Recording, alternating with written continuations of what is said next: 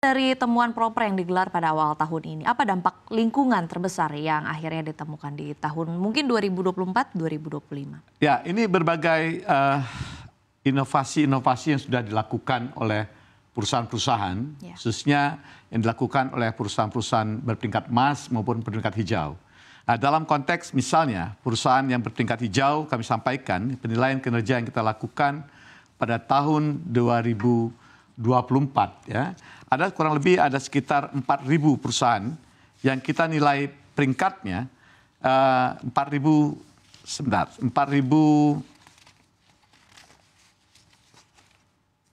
ya. Dari 4.495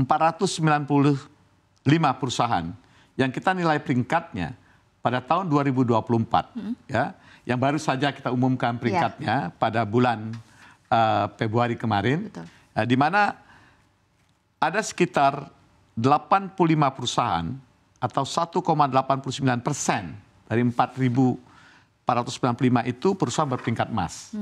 Kemudian ada 227 atau 5,05% perusahaan tersebut berperingkat hijau, dan ada 2.649 atau 58,93% berperingkat biru. Ini adalah perusahaan-perusahaan yang menurut kita patuh dan juga perusahaan-perusahaan tersebut melakukan upaya perbaikan lingkungan secara signifikan.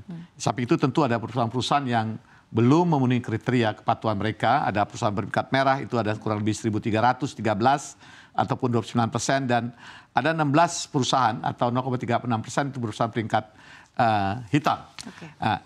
Kami melihat tren saat ini, tren dalam beberapa tahun pelaksanaan proper ini ada peningkatan komitmen perusahaan-perusahaan Indonesia. Ini sangat penting bahwa dengan adanya peningkatan ya, peringkat kinerja perusahaan, khususnya perusahaan yang berperingkat biru, peringkat hijau, dan peringkat emas ini menunjukkan komitmen perusahaan-perusahaan Indonesia untuk menjadi perusahaan bertanggung jawab secara lingkungan, bertanggung jawab secara sosial, ya, ini semakin meningkat. Ini kabar yang sangat menggembirakan, sangat penting.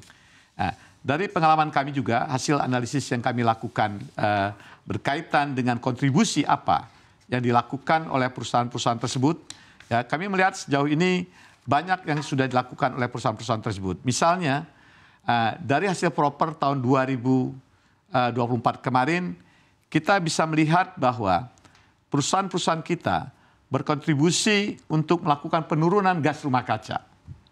Kita tahu gas rumah kaca ini kan mempunyai dampak sangat serius terkait dengan peningkatan suhu bumi, pemanasan global. Ya, di mana kurang lebih bisa melakukan penurunan 139 juta ton ya, karbon dioksida atau CO2, gas rumah kaca.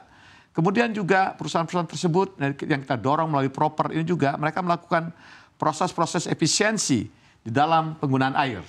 Ya, karena kita dorong perusahaan harus melakukan recycle penggunaan air mereka. Ini kurang lebih 472 juta meter kubik dilakukan, dan juga mampu menurunkan beban pencemaran yang masuk ke lingkungan. Kalau perusahaan tersebut mampu mengurangkan beban pencemaran masuk ke lingkungan, ini tentu akan meningkatkan kualitas lingkungan kan, sungai kita, ya, kemudian udara kita.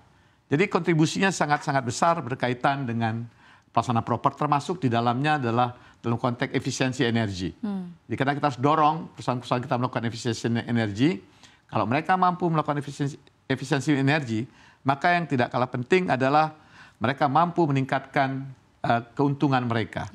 Jadi langkah-langkah ini yang harus kita dorong perusahaan-perusahaan kita menjadi lebih green, lebih hijau, ya, dalam upaya pengelolaan lingkungannya. Oke. Baik, tadi Pak Roy mention bahwa sebenarnya perusahaan yang terus meningkatkan kepeduliannya terhadap lingkungannya lewat kegiatan produksinya ini meningkat setiap tahunnya. Tapi di sisi lain masih ada nih perusahaan-perusahaan yang dalam tanda kutip statusnya hitam, begitu. Artinya masih abai terhadap lingkungan, masih belum memberikan energi atau untuk berupaya lebih baik untuk lingkungan. Nah, kira-kira mekanisme apa yang diambil oleh Kementerian Lingkungan Hidup untuk merespons perusahaan-perusahaan ini? Karena kalau yang emas dan yang hijau dan mungkin yang biru juga sudah diberikan apresiasi. Bagaimana dengan yang belum melakukan apapun sama sekali? Tadi saya jelaskan bahwa proper ini dikembangkan untuk meningkatkan kepatuhan perusahaan, termasuk juga memberikan insentif kepada perusahaan-perusahaan yang melakukan upaya-upaya pengelolaan lingkungan lebih dari persyaratan, beyond compliance ya. Di mana melalui proper ini akan terbangun insentif dan disinsentif reputasi. Misalnya, kalau kita sampaikan kepada publik, ini perusahaan berperingkat emas atau hijau. Publik kan akan melihat bahwa ini perusahaan yang sangat baik terhadap lingkungan. Betul. Ya, masuk kalau berperingkat biru, ini perusahaan patut terhadap lingkungan. Tapi kalau kita sampaikan kepada publik bahwa perusahaan ini berperingkat merah ataupun hitam, publik tentu akan melihat, oh ini perusahaan yang tidak baik, tidak bertanggung jawab terhadap lingkungan. Ini ada tekanan-tekanan terhadap perusahaan tersebut. Jadi proper ini melalui proper penyebaran informasi kepada publik akan tercipta insentif dan disinsentif reputasi kepada perusahaan-perusahaan tertentu. Ya. Kemudian kita juga melakukan langkah-langkah lebih lanjut. Tidak hanya menyampaikan peringkatnya agar perusahaan tahu bahwa bagaimana kinerja pengelolaan lingkungan mereka, tapi juga kita akan lakukan langkah-langkah penegakan hukum. Untuk perusahaan yang merah dan perusahaan hitam, akan kita sampaikan kepada teman-teman kami di KLH, Kementerian Lingkungan Hidup, untuk dilakukan penegakan hukum. Ya, akan lakukan langkah-langkah penegakan hukum, baik itu penegakan hukum administratif, pemberian sanksi, paksaan pemerintah untuk melakukan perbaikan-perbaikan. Ya, kemudian termasuk juga penegakan hukum dikenakan denda administratif ya karena mereka melakukan pelanggaran, dan penegakan hukum melalui penegakan hukum perdata, gugatan ganti rugi, termasuk juga penegakan hukum pidana.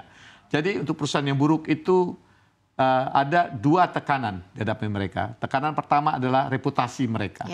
Kalau kita sampaikan kepada publik, misalnya satu hotel, ya kalau kita sampaikan peringkat hitam atau merah, tentu akan memberikan dampak sangat besar. Atau perusahaan-perusahaan yang mempunyai pasar di internasional, dampak terhadap reputasi perusahaan juga menjadi sangat-sangat buruk. Ya, di samping itu juga mereka dapat dikenakan penegakan hukum. Jadi proper ini merupakan instrumen yang sangat kuat dalam upaya mendorong kepatuhan perusahaan. Karena ada dua mekanisme untuk mendorong kepatuhan mereka. Pertama melalui mekanisme insentif, disinsentif reputasi. Kedua menjadi prioritas dalam konteks penegakan hukum.